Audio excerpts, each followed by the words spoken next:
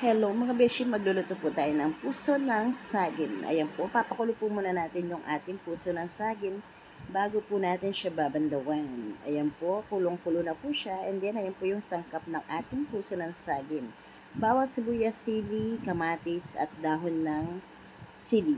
Tapos mga beshi, sa kabilang kalan, nagpapakulo po tayong balat ng manok. Mga natira po yan nung naghihimay ako pagka nagluluto ng pansit.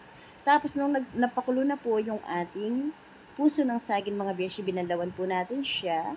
Tapos po, ayan, i-ready na po natin yung ating sangkap, mga beshi ko. Ayan na po yung puso ng saging na nabanlawan na napakulo. Una po natin nilagay na sangkap is yung ating pitso ng manok na maraming buto. Mga pinaghimay lang po yan nung nagluluto tayo ng pansit. Tapos ayan, ginisa po natin siya mga beshi para hindi po siya malansa. May asin na po yan mga beshi.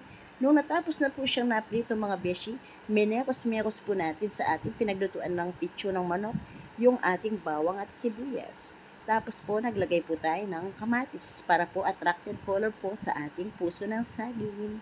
Nilagay na po natin yung ating pinakulong puso ng saging na sinala, mga beshi. And then, minekos-mekos lang po natin siya at linagyan po natin ng asin, mga beshi. Tapos po mga beshi, naglagay po tayo ng suka or sa Kapampangan aslang. And then mga beshi, ayan, nung kulong-kulo na po siya sa pagkalagay ng suka, naglagay po tayo ng tubig at 3 siling pang sinigang or pampaksi. Tapos yung pinrito po natin na manok mga beshi, yung pitso na manok na pinaghimayan, ayan, linagay na po natin sa ating sangkap, sa ating puso ng saging. Tapos po, pinaikot-ikot po natin katulad ng pambobola ng mga nanliligaw or mga asawa natin, mga beshi. Nilagay na rin po natin yung ating siling labuyo. Hindi po na natin siya pinutol para po mga beshi hindi siya masyadong manghang. Tapos po, ayan, mekos-mekos na naman or paikot-ikot na pambobola na naman po ang ginagawa mga beshi. Ayan po. Pagkatapos po, ayan mga beshi, nilagay na po natin yung ating sili or dahon ng sili na sariwa, yung medyo bata po, yung pinakatalbos niya or yung pinakatap po ng sili mga beshi. And then, ayan, paikot-ikot na naman po mga beshi, paikot-ikot na naman po ang pambobola or pangmekos-mekos sa ating puso ng saging.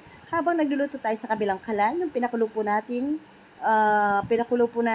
balat ng manok mga beshi, ayan, binabad po natin ng cornstarch at saka ng harina. Ayan, muna po, babad muna ng may itlog na may asin, tapos cornstarch na may harina, yung mga beshi. Tapos po, ayan, ipiprito po natin sa kumukulong mantika, mga beshi. Yan po yung partner ng ating pusong sisig na saging or sisig na pusong saging. Nagbabudget po tayo dahil wala na po tayong budget, mga beshi. Kaya yan, yung mga balat na lang po ng pitso ng manok ang ginawa nating para sa ating sisig na puso ng saging. And then, mga beshi, ayan na po, naka-plating na po yung ating sisig na puso ng saging at saka yung crispy fried na manok or yung skin fried ng manok mga beshi.